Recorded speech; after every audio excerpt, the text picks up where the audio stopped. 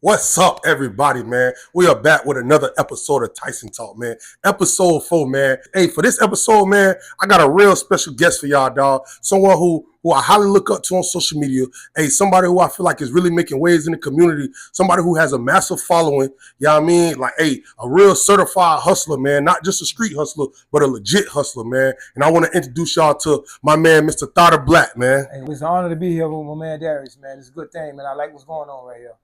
Yes, sir. You know, on Tyson Talk, man, we spitting real game, real growth, and just for the viewers, for the ones who may not know you, can you introduce yourself, tell the viewers who you are, and say a little bit about yourself before we get into the questions. Most def. I'm from Lake Placid, Florida, right? And my real name, my government is Ontario Clark. A lot of people know that, and I go by the name Thida Black. My aunt Doris, she gave me that name, and I didn't know where it come from, where she get it from. But when we was coming up, I always just flipped it. Somebody said, "What Thida mean?" You know what I mean? I say talking honeys into doing anything. That was just my little joke. But I'm Thida Black on Facebook, Thida Black 863 on TikTok, and I go by T Black also. I get out, entrepreneur, hustler. When people ask me what I do, I just say I find value in something, just flip it. You know what I mean? And that's that.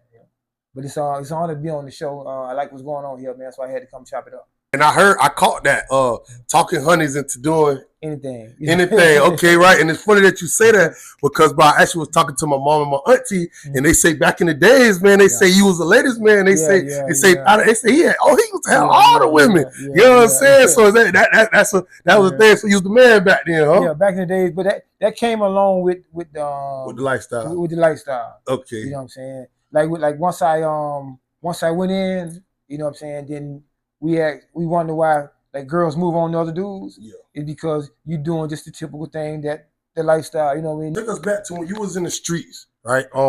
What's the most, product you feel like you ever had at one time, if you don't mind talking about that? Like if you had to say, oh man, the most I ever had at one time when I read up was 10 pounds, you know what I'm saying? What's the most you feel like streetwise you'd have had yourself?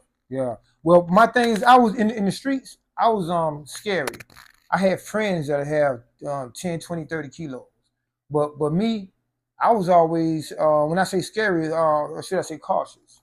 So I stayed in the 2 kilo range, and I moved a lot of work, but I always just at a time I'll cop 2.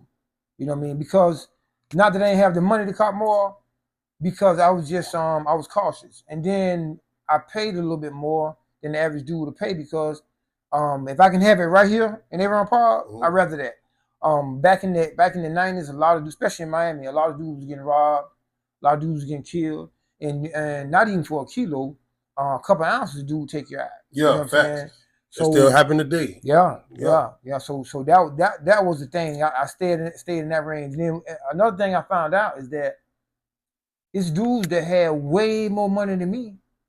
And so when I was getting dope in Florida and taking it up the road, is dudes that had that same thing, that same hustle. Okay, even though we got more money than him, we let him run the streets and take all the risks and bring it to us. So I figured that out. Let somebody bring it to me. Don't spend too much, you know what I mean, and just grind. Okay. And and I asked that question because when I was doing my little trap thing, I was never really a hard man. I was more of a cannabis kind of guy. I never really dabbled and dabbled in the hard stuff. But growing up in the 80s, that's more of the kind of hustles y'all was. So like, listening to the music, I used to always grow up, cooking up and stuff like that. Yeah. I don't know nothing about cooking up. I know about cooking up some weed brownies though. Yeah. You know what I mean? I know about cooking up some butter. But I didn't grow up in that era where I was really in the trap, like cooking hard like that. You know what I mean? But and I definitely understand what you mean by you was a cautious hustler. So one thing that I learned was the middleman is the smartest man, right? Yeah. And why I say that is because me as the middleman, like you said, you knew people who got it. Yeah. As long as I know the people who got it and the people who need it, and I'm their connection, I just can't let these two people meet. So I don't never gotta have it on me full time. All I gotta do is know, hey, okay, if I know I'm finna have this plate coming up, let me call my people, have them in place. And it be sometimes, well, I never even had to spend my money because my face was good. Yeah, You know what I mean? So, that just kind of come with it. And okay, so what do you feel like your peak was when it came to financial status? Like, was it 20, 30 bands at one time?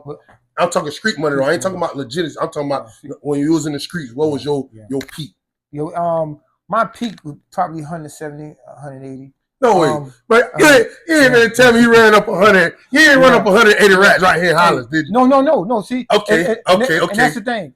What I tell dudes, the young dudes in Highlands County, is that when I can come out the house and see you, we're in a retirement community, right? Mm-hmm. I mean, when you look at the demographics, the amount of people here, the amount of people that's on drugs, right? When you look at that, and I see you every day on the block, I almost can tell you how much money you getting, and especially if I watch your lifestyle, how much you going out, or you got your $100, $200 a day weed habit. So back in the days, the thing was to get the dope up north, Dothan, Alabama, Crestview, Mariana, Carolina. That's where the money was. Florida was saturated. It was saturated with because of the spot right there in Miami. Okay. Everybody had it. You can walk out to your door and you didn't have to buy nothing. Everybody just had it, right? So the thing was to get it up north. Up north, okay. But this is the thing here. You can get killed up north. You can get your and back in the days, just getting it there was a big thing. Once you get it there, it was a whole nother ball game from there. And then my friends of mine, and my hustling was way lower than theirs. I mean, they really got it in. You know what I'm saying? But like I say, I was scared. Yeah. Have you ever been shot, robbed, ran off on, or any of those things when you was hustling in the streets? Yeah. I'm thankful that I never got shot. I got robbed, right? So the time I got robbed, I was cross Fletcher in Tampa. They call that Suitcase City, right? Yes, sir. Shout out to Tampa. Yeah, and my brother, me and Shalimar was together, and Shalimar was more on the flashy side. So he was a flashy guy, and then the dudes who was friends with him, they let us hustle all weekend. You know what I mean? And then, because they knew they were going to take it from us. So they let us hustle all weekend, and then I got set up by a broad. But I didn't have no money on me, but that what made them beat me more, because I ain't had nothing on me. Oh, so they did end up beating you. So they beat you up? Yeah. Oh, wow. Yeah. And that's why I still got the gas right here. Oh, man. Gas right here. Okay, that you actually got beat and all this other stuff. Did that make you stop hustling? Yeah. No, because what happened, I knew it was the fluke. I knew it was okay. I'm thinking with my dick. So when I went over there, it happens to the best of us. But the girl that set me up, she saved me also. Yeah. Because this was the thing. You know, when dudes get with girls, they say, okay, man, just get him over here, then we're going to rob him, we're going to do this and that. So a girl might be like, okay, y'all going to do that. He ain't from around here anyway. Yeah. But I don't know him. The girl didn't understand how bad it's going to be. And then what saved me is she dialed 911 and just threw the phone to the side.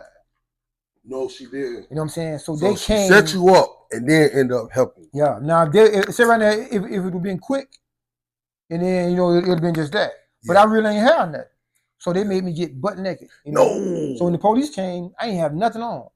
And that was the thing. But and then if they don't come, tell them what would happen. When I first come out the house, right, I walked down, and dude jumped from behind the building and jumped back. So now I'm thinking somebody just playing. Yeah, you kind of like was on beat from that. Yeah. So then I turned around, walked the other way. That's when another dude come from this way, and then they closed in on me. So what I do, I step back towards the girl door, and then she wouldn't let me in. So at that moment you knew. Yeah, I knew, because the door stayed kind of cracked. Yeah. And then as soon as I got to the door, I heard it shut and lock. So I knew she was part of from the jump.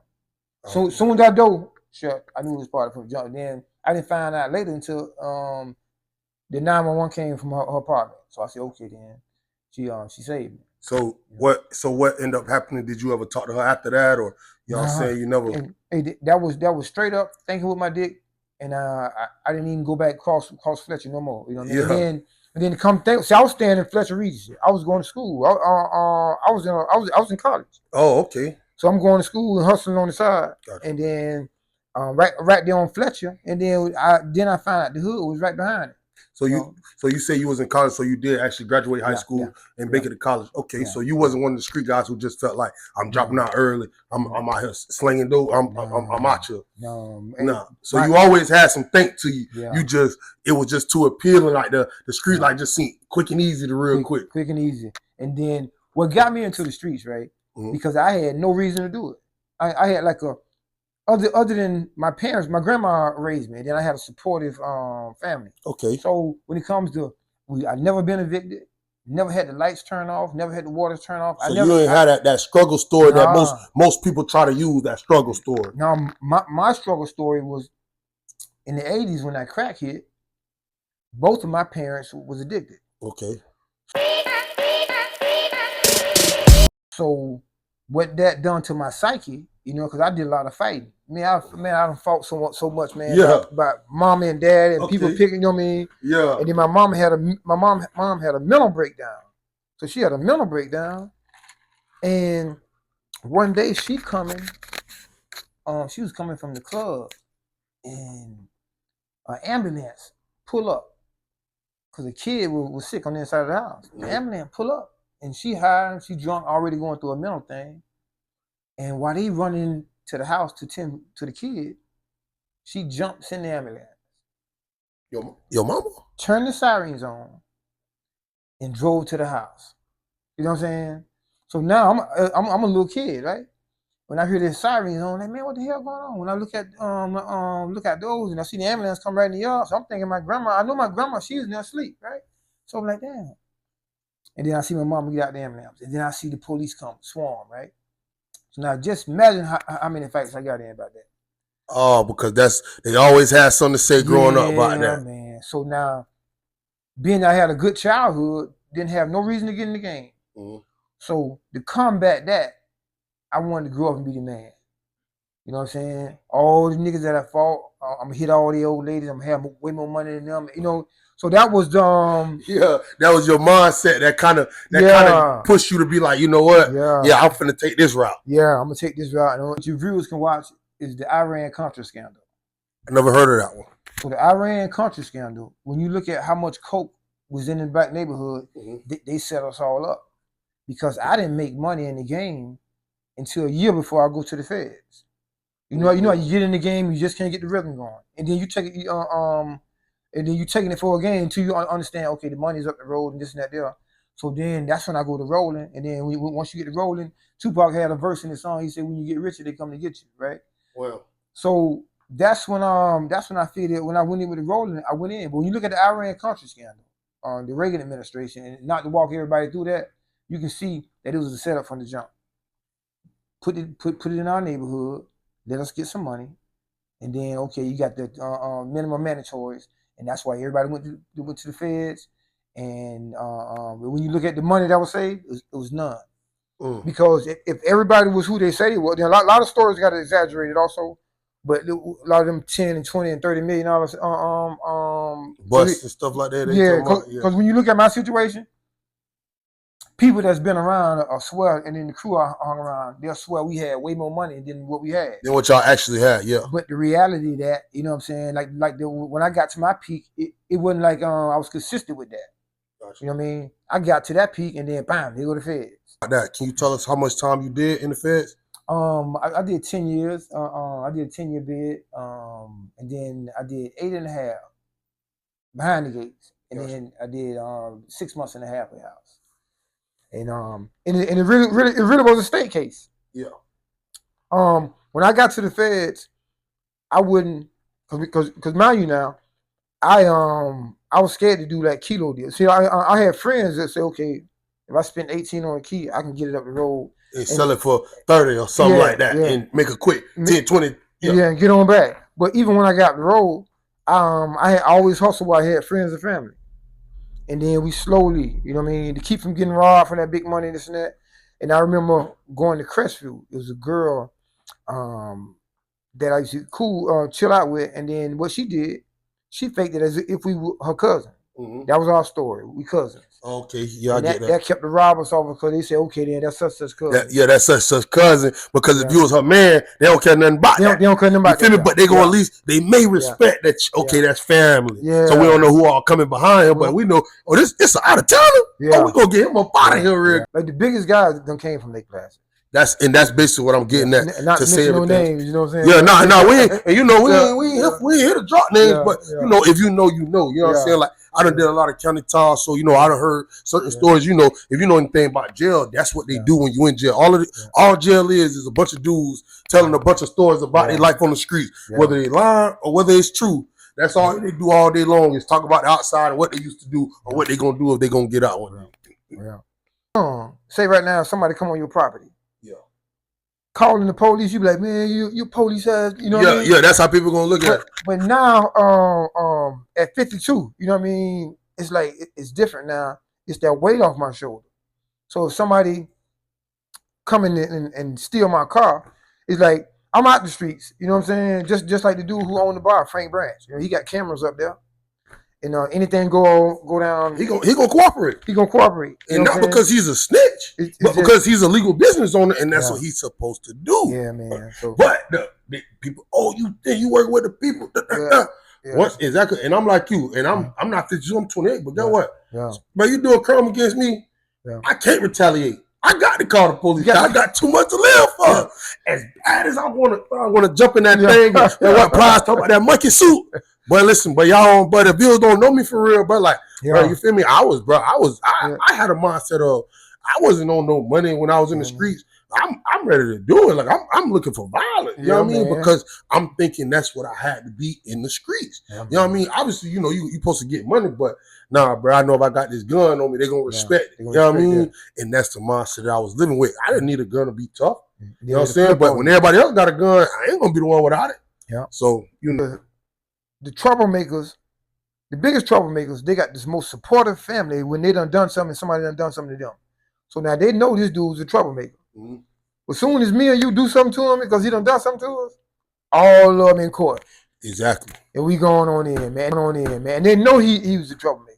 So I'm gonna tell you, bro. So like from my real life experience, the baddest or the toughest ones, them be the ones that snitch first. Yeah. Then the worst part about it, the hood still love them. Yeah. As bad as they scream, no snitching.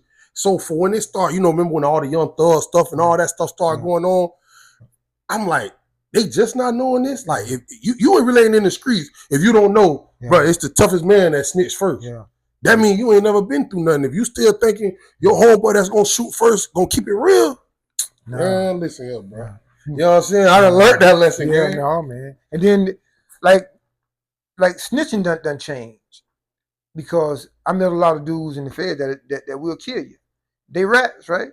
But they'll kill you also. And now with the Fed game, it's more of a slimy thing than a cowardly thing. You know? Yeah. Oh, I'm slime. Yeah. We usually look at it like, oh man, you soft. You done told the police, right? But now it's different. Now it's like, okay, I know who I'm gonna tell on when I get caught. Yeah. What I'm gonna do? I don't like Darius because he done hit my old lady. Yeah. So okay, he cool. I'm just gonna reel him on in. But when I get popped, he the first one to go. So it's more like so what you mad? Yeah, I told on you. What you want to do? When you get out, we can shoot it out. And that's not because people know, even though he told, he's still a crash out. Yeah. So in a sense, people don't want no problem with him. They don't don't want to confront him. Yeah. You know what I'm saying? And that's just the reality of it. Yeah.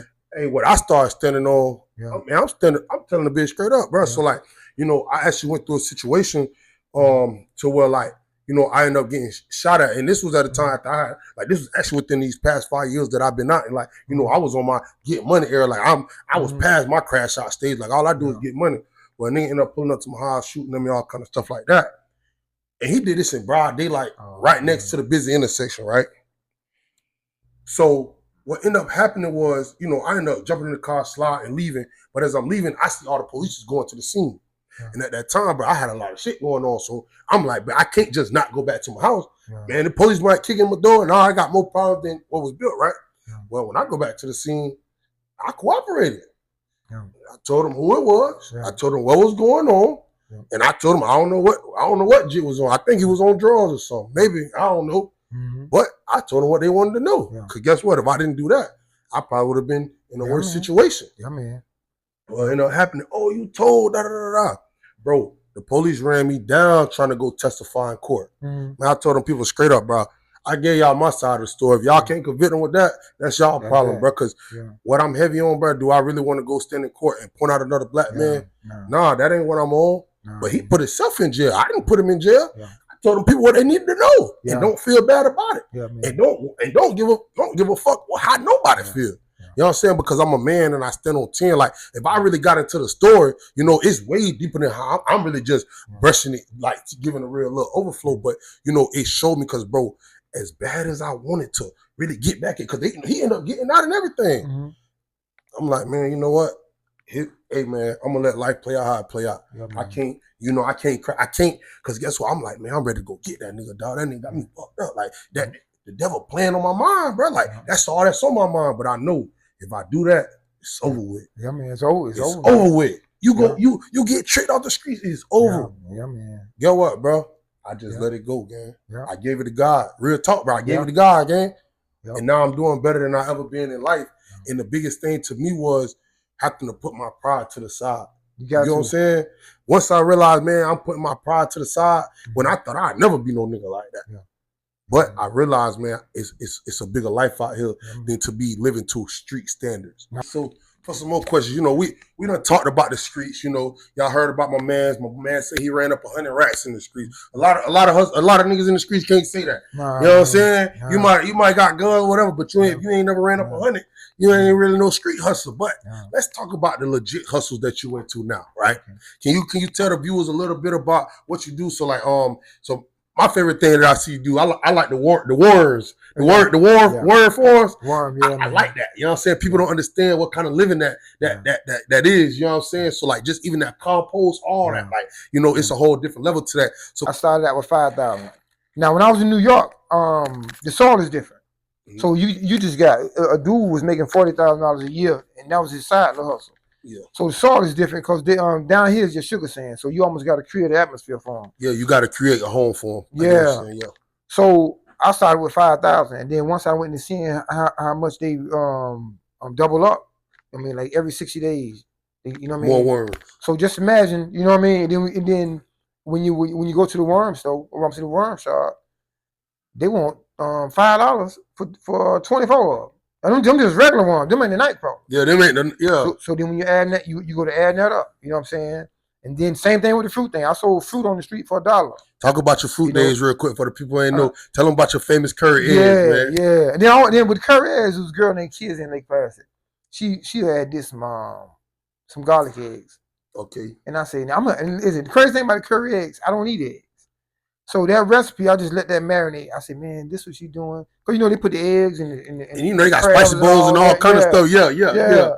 So, trial and error. You know what I mean? Trial and error. You know what I mean? I was like, man, I need a creamy texture. So then I got the whipped cream. And then, so I'm going to repost it on my social media. I give a breakdown on how I make it. Okay. Oh, so you going to give them some free game? Yeah.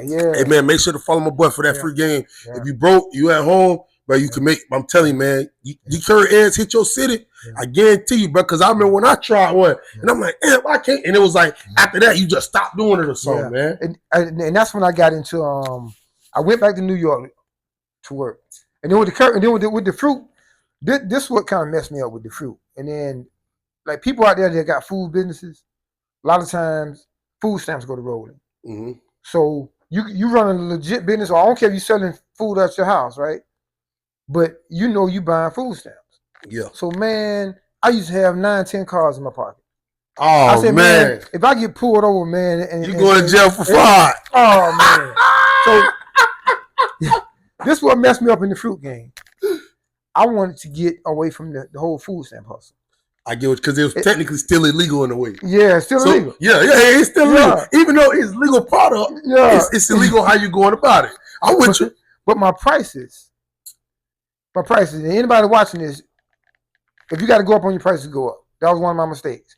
I said, how can I do this legit with no food stamps, no nothing? Mm-hmm. and then it was impossible to keep the price at $1. It wasn't making sense. It wasn't making sense. So I went back to New York, and then I was working on the farm, and I bought 2 vehicles. I say or 2 vehicles and 2 trucks. And I've been hauling cars and everything since. And I dibbled and dabbled back and forth. But like right now, today, for them bags that I sold for $1, without the food stamps and the price of everything going up, I had to sell them for $3. You know what I'm saying? So anybody out there who's doing business, if you got to raise your price, can't feel bad about it. No, can't feel bad about it. You know what I mean? And that was one of my things. I was like, man, I wanted that to be $1, but it's impossible. Because it don't make sense. It don't make. You'll be losing. I'll be losing, man. So do you ever feel like you may bring them back for $3 one day? Yeah.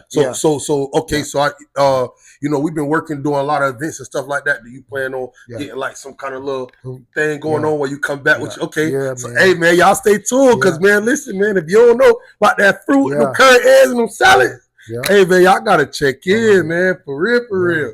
And then I was winging it also. I was winging it. Gotcha. Because I ain't have a license for it or nothing. Nah, you was just hustling with a legit product, with a legal product that if I get pulled over, you can't take me to jail and say it's a bunch of drugs. And look, if we gotta take shortcuts, bro, that's just what we gonna do. Because at least we ain't out here selling dope or robbing or stealing, bro. Exactly. So, I'm right there with you, man, because I got my own little entrepreneurial endeavors as well. But I definitely love the hustle that you got going on, man. Especially like I said, the worms. So what you do, worms, you scrapping metal. Worms, scrapping metal, hauling cars, and then also with scrapping, like I run across a lot of stuff that can be resold. Gotcha. So I'm selling to auctions. I know, like when something come across, I know who to get rid of to. I know who need 3-wheeler parts, 4-wheeler parts.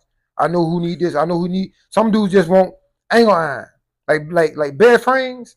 I got a guy who need all the bed frames because he make stuff out of those. Because actually that's angle iron. Yeah. So I want to encourage anybody else to eBay and marketplace. All that is just finding something that's worth $10 and seeing can you get it for nothing or $5.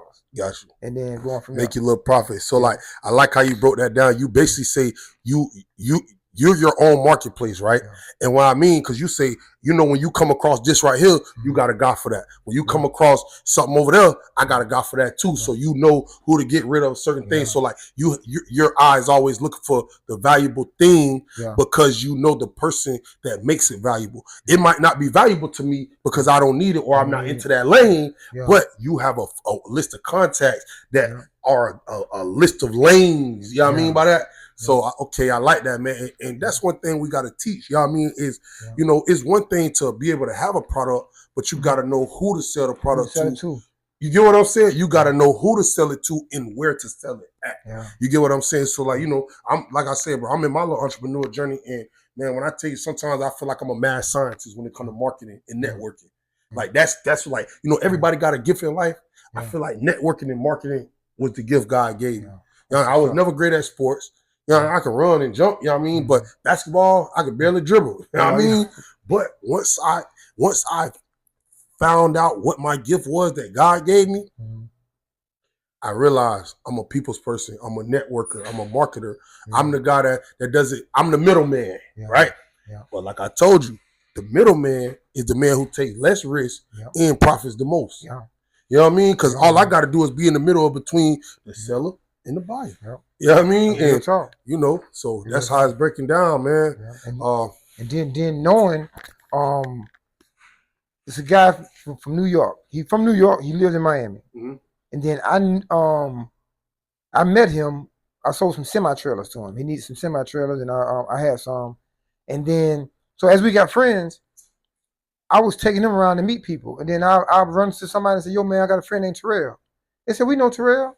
I'll go here. I said, yo, man, you got boat park? I got a friend named Terrell. Oh, yeah, we know Terrell. So here's a dude that's not from Lake Placid. He lived in New York, moved to Miami, then he moved to Lake Placid. Mm-hmm. And I said, man, how this dude here, he ain't even from Lake Placid. He know all the movers and shakers. Yeah. So networking. You become a regular somewhere, and you go talk to people, and just, I don't care if you're standing in line. I don't care if you're Publix, you know what I mean? Open your mouth and just, hey, how's the weather? That's me. And you never know. That's me right now. Yeah, I'm one of them people like, say I'm walking out of Wawa. Mm-hmm. Like, and this just happened like yesterday, I believe. I'm walking out of Wawa and I see somebody coming in, I'm going to hold the door for that person. Yeah. You know what I'm saying? And they'll be, oh, thank you. Oh, thank you. Hey, man, you have a good day. You as well. Yeah. You never know what kind of interaction that may lead to. You get what I'm saying? That's not me trying to use nobody for nothing. That's just me genuinely being a good person and showing somebody, hey, how you doing today? Man might be going through it. And the fact that I told him, man, hey man, just keep going and have a good day. Could totally change somebody's life. And that's how we as people gotta start treating one another, man. Just having more grace for each other. Yeah, exactly, man. Exactly. So what I want to get into, because you know, a lot, I don't know, you know, viewers, you know what I'm saying, I don't know who all may be watching, but you know, let's talk about your followers on Facebook, man. Right? Let's get into that, dog. How does it feel to almost have 300,000 followers on Facebook? And do you still feel regular? Like when I be at the scrapyard and then I run into somebody, and then in the course of a day, you go here. Oh, I seen your video. You go here. I seen your video. You know what I mean? And then it's like because even when I was in a relationship, it's like it seemed like, oh man, you know everybody, you talking to these girls, and then it's like, man, it's just so it's what comes with the territory. It comes with the territory. So the thing is that, man, it was because me starting getting on social media, because I'm never dressed up. I'm always in my work truck. So I'm just doing my thing, you know. So it's just like a regular thing, and so once I seen the numbers went going up, and then I'm like, dang. And then I go to following people on social media, and then when I click on their page, I'm like, man, I got more followers than they got.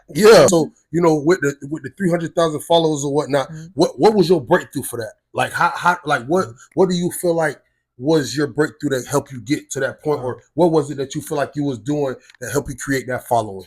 Being a selfless content creator, meaning that I talk about like on TikTok, I talk about the DC boys. Gotcha. So a lot of time it ain't about me. I'll shout people out, and then it was a legendary hustler out of Mariana, Florida, named Let Bell. Okay. His daughter is Dre from Sebring, and his story was he was on top. They called him Nino. He go to prison, and when he come back out, he do 10 years. So when he come back out, the game changed. So you got new niggas in town. They like, we remember you, but we doing our thing. This ain't old school days. This ain't old school. Yeah. And he ain't like that. He went to robbing them. And he couldn't take the mental breakdown of him going, because when he used to walk in the club, the DJ stopped, hey, Let Bell in the house. Oh, okay. Benzes, Jags, Dunk, every car hustler wanted, foreign. I mean, he was that dude to go to prison and come out not that dude mentally. Mentally, it broke him in a way. It broke him down. So stories like that, I shot them out. You know what I mean? Then another time, the same Mariana, Jamaican guy. Shout out to Mariana, man. Sound like y'all got some hustlers over there, man. Yeah, man. Yeah, okay. Some Jamaicans saw a bomb in Mariana in a microwave. What? So it was meant for a girl in the projects.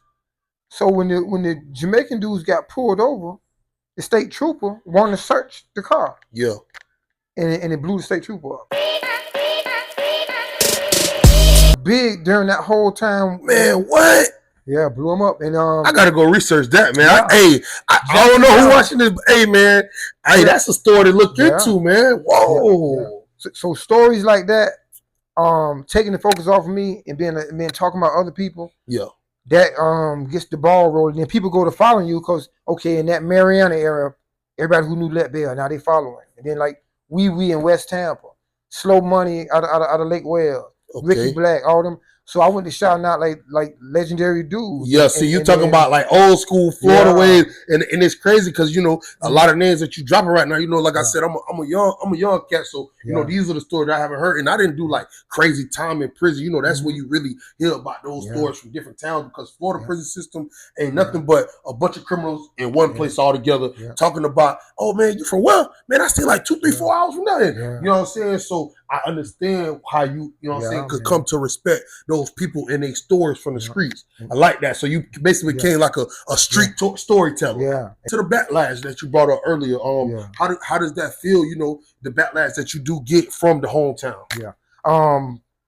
The thing is about, especially the Sebring guys, and before I get into it, the backlash that I got from Sebring, and I got my game from Sebring dudes. Okay. Coming up, T-Bone. It was a guy named T-Bone.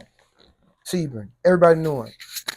Avon Park, and Sebring was going to war.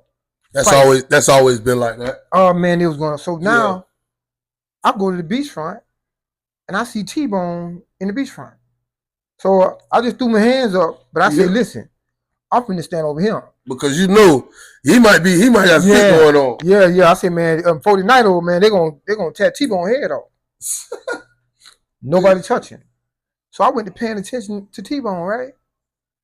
And he's just a cool dude. He was neutral. He was the same dude in Sebring. That he wasn't in. That he was in Lake Placid.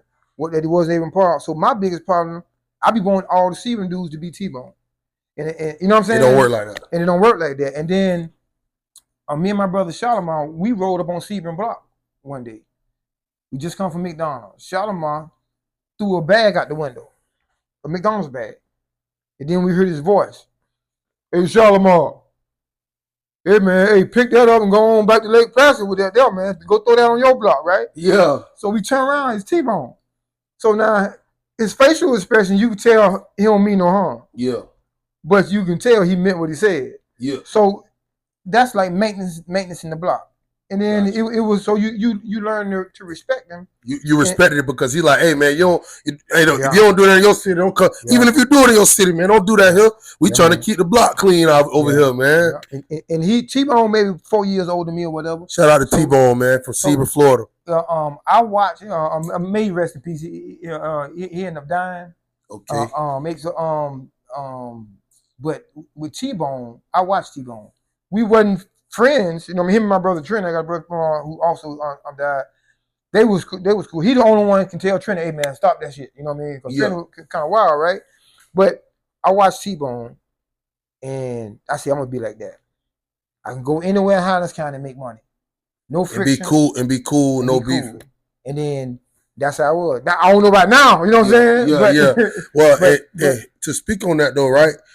I feel like that too because growing up, I was beefing with guys from Sebring because I was hanging with guys from Avon Park. And to be honest, it was a situation where what we even beefing about? Yeah. But because I live here, I'm not gonna say I felt like I had to, but it's like, man, shit, these are niggas I'm around every day. I don't hang with niggas from Sebring, but I feel like I really messed up because I could have been that cool guy like T-Bone.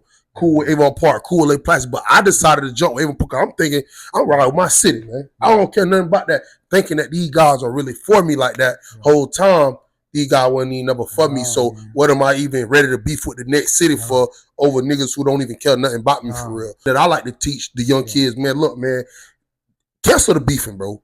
Be a networker, man. Yeah. Cancel the beefing because when you're a networker, bro, when you're cool to go from here, like you said, you can go make money in Avon Park, you can go make money in Sebring, you can go make money in Lake Placid, you can go make money in Polk County. Yeah. Bro, what's beefing really doing? Yeah. Us as black people got to get out of that mindset, bro, because, you know what I'm saying, we are better when we stick together, gang. Like, you know what I'm saying? If we can all come and hang out, guess what? Now the girls ain't got to worry about no shootings. Now the girls, they more loose. Yeah, man. You know what I'm saying? Yeah. Why niggas act like they don't understand that nowadays? So and then that block, Sebring block. I got emotional attachment. I'm not even from Sebring. Gotcha. But I got emotional attachment to that 4-way stop sign. And why is that? Because being there, I'm a hustler. Ain't no other place in the county like it. If you don't stood on Sebring block, like back in the days, now they don't cut some of the traffic because they made the parkway. But back in the days, it came straight from 27 all the way through Sebring. Did it really? So Sebring was a money getting. We sold weight in the streets, right? And dudes from Sebring can sell nickels and dimes and make just as much money. Yeah. Sebring. And they always had the traffic. That traffic. It's the capital of the county, so I get it. I understand. And you got to think about it. That's really the only When I went out of town or went other places, most people know of Sebring because of the races. Yeah, that's actually a world-renowned thing. Yeah. You know what I'm saying? So I can understand why you said it. And I've always felt like, bro, that's where the county jail at. That's where the courthouse at. When the fair coming time. So they get all the proceeds. You know what I mean? Yeah, so I can understand why you say the traffic is in Sebring because, bro, that's where everything get in the county. Yeah. So when something go wrong with Sebring, that's why I'm saying, damn, man. Why? Because, still today, when you go to Sebring, you see Goatee Spot, you see the spot Nick Drop got right there. Okay. It's tailor-made for a hustler. The whole Martin Luther King, Lemon Street, like back in the days when it was a time when the twins Marvin Owens, all them boys had their cars and shit hooked up. Yeah. When you come through Sebring, and then like in every park in Lake Placid, it wasn't no like parallel parking. But Sebring had where you had the parallel park. So when them niggas got all these cars lined up and shit in there, Sebring was just like the spot. So when the shooting go on, I'm like, damn, man, they fucking up bad. Yeah, because that's they fucking up the motion.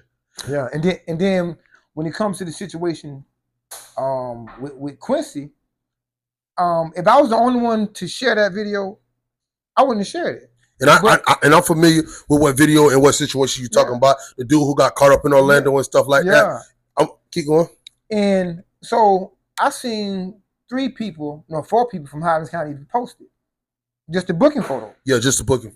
So then when I go on TikTok, Orlando got this little page that share all the court dates. Yeah, just from somebody in there recording their own videos, making their own little blog page. Yeah, and then I guess they pull it from a website from Orlando, and then they just post it because it's public information. Yeah, it is. So I got Quincy's on, and I put at the bottom, all defendants are innocent until proven guilty. So I'm posting it saying, listen, there's a few people that posted, you know what I'm saying? And then when I posted it, all hell broke loose. It became a problem. And then I messaged Bobby, and I love Bobby Matthews. You know what I'm saying? Bobby watched. Hey man, my boy speaking his truth, man. Y'all gotta respect that if anything. So when I had sent Bob a message, but I screenshot somebody else that's close to him that shared that 12 hours before I did. Before you did. So all I was saying is that somebody posted that 12 hours before I did, and nobody said nothing. But when I posted it and put you even hinted, like most people, once you see somebody in jail, they going down, you know what I'm saying? But you even hinted like, hey man, this man ain't guilty. I'm just, posting it. Yeah. So I sent a message to Bob. I said, well, I take it down. You know what I'm saying? Did he ever write you back? Yeah, he said it was all love. He said, man, it's all love, Black. You know what I'm saying? So for the viewers, that situation didn't go no further than anything it needed to be. Yeah, and then but this is the thing about the internet. So right now, if I get knocked out on the corner. Oh yeah. Oh, that's going on the internet. Don't talk about it. So any one of us get knocked out, or any one of us do something funny. But even if we go to jail for a second. Or even if we go to jail. So understanding and I do got a monetized account. And that was one of the big issues. You making money. You making money. You making money off a man downfall. Whole time, just because I'm making money, I can't post like a regular person. Because the reason why I even brought out how many followers you got, because I still feel like you're a regular person. Yeah, you may have a big following, but you still a regular person, bro. You see here on Tyson Talk with people like, you know what I'm saying? So, like I said, bro, like, I respect what you're doing. You know what I'm saying? I respect your hustle, bro. I respect the grind. I respect what you've been through, man. And I definitely appreciate you, coming on the show and, chopping it up with your boy for episode 4, man. You know what I'm saying? And, bro, I would love to do this again. You know what I'm saying? We're going to just give the viewers a little snippet of what's going on. I feel like we've had great conversation today. You know what I'm saying? Like, I don't know, like, once I do all my editing and stuff, but nah, man, this was definitely real live. I feel like we should do this more often, maybe even go live next time. Just to even show people and see it, you know what I'm saying? Show people the motion and what's really going on behind scenes. For sure. Definitely. And it's on to be on. And the business you got, I love that. You know what I'm saying? That was Splat Bros. Oh man, that was some thinking. Okay, hey, y'all see, man. That was some thinking, man. I got my Splat Bros material on. Splat Bros Mobile Arena, man. That's what we do, man. So, this episode 4 of Tyson Talk. I thank y'all for tuning in. Thida Black 863 on TikTok. Thida Black on Facebook. Listen, Easter Sunday, Lake Placid, Florida, April 5th. Y'all be up there. We're gonna show out early. And shout out to ASP Beauty, my brother Weeder down in the shop, man. And I love coming in here chopping it up. And that's what's up. And as y'all already know, man, we right here at Room 111, man, where the vibe is spectacular, man. It's not just a bar, it's a vibe. So y'all come out on the weekends, man. Come out Monday through Sunday, man. Every day of the week is open. Just come check us out. It's always a vibe here, man. It's always good times. This is what a nigga...